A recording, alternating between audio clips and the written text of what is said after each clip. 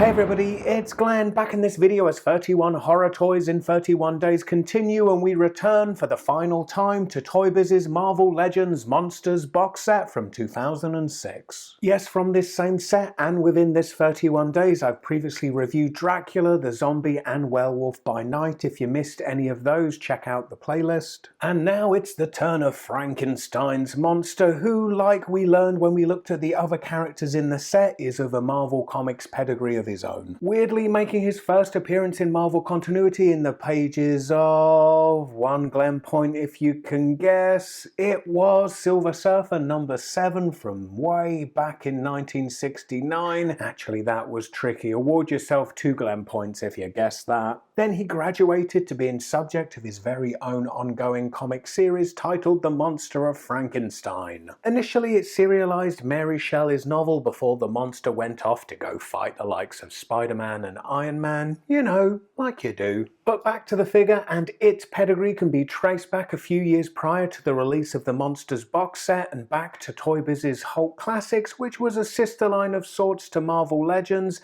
and it reuses the body of that line's Absorbing Man. Of course with different arms and a different head, and then on Frankenstein's monster the addition of a furry vest. And it hadn't occurred to me previously, but having yesterday reviewed Diamond Select Toys Monster based on Universal's Son of Frankenstein movie, and perhaps that's the influence of the fur vest we see in Marvel's incarnation. Beyond that, Marvel's, and thus the Marvel Legends version, doesn't really reference the iconic image of Frankenstein's monster that culturally we all share. Well, perhaps you could attribute the flatness to the top of the head, but beyond that, I think if you found this figure in a yard or car boot sale, you could be forgiven if you're not familiar with him in the comics from not even recognizing who this is. But Marvel's visual departure from the classic image of Frankenstein's monster as embodied on the left of the screen here in the one by Diamond Select Toys is for good legal reason. As well, Mary Shelley's Frankenstein was written long ago enough that any copyright on it has since expired, meaning it's in the public domain, so thus Universal, Marvel, in fact even you and me, we're all free to use it as source material. Yet the vision of the monster created in the Universal Pictures movie is beyond Shelley's text and of their own creation, and it's that vision that has become iconic in a way that if you were to close your eyes and picture Frankenstein's monster, it's likely that what you're picturing. And as Universal created that look, it's legally protectable, so if used requires a payment of a license fee, or if copied you could be sued. And thus Marvel's version remains distinct enough to avoid either of those things. And translated from page to plastic, it doesn't feel too compromised by its previous use as the Absorbing Man. Then the Toy Biz signature deco of heavy washes and dry brushing I think works well here on the greyness of the skin. It does give him a look of a reanimated corpse. As for the head sculpt, I'm kind of on the fence about it. I'm terribly distracted by the application of the pink paint under the eyes. I see what they were trying to do, trying to give him some otherworldly creepiness with it, but it's so distinct from the grey paint that it looks like Native American war paint or 80s new wave makeup. Then of the various Frankenstein monster figures we've looked at, this is Marvel Legends, so should be offering the best articulation, so the head rotates side to side and looks down quite a decent amount and then looks up this much. There's rotation of the arm at the shoulder, and then this moves up to a right angle to the body. There's upper arm rotation followed by a double jointed elbow, then there's rotation mid-lower arm, plus the hand is hinged moving up and down, then there is finger articulation. There is no waist rotation, but there is an ab crunch which moves this far forward and then moves this far back. At the hips the legs move out this far and they move a decent amount forward and move slightly back. There's upper leg rotation followed by a double jointed knee. There's rotation at the top of the boot there, then the feet are hinged moving back and forth, plus there's toe articulation and the tiniest ankle pivot. So this completes our look at the Marvel Legends Monsters box set, and I fear in a way Frankenstein's monster might be the weak link of the set. And I say that because the others have looks that transcend their appearances in Marvel Comics and just generally speak to the conventions of horror. You know, Dracula looks like Dracula, the zombie looks like a zombie, the werewolf looks like a werewolf, Frankenstein's monster looks like a big grey muscly dude wearing a fur vest. Yeah, if you're a fan of the comic appearances, likely in 2006 you were tickled pink, as who would have expected Frankenstein's monster to get the Marvel Legends treatment? And to that end, further still, who'd expect him to get the WWE treatment? What? Stay tuned for that, and I hope to see you next time. Bye.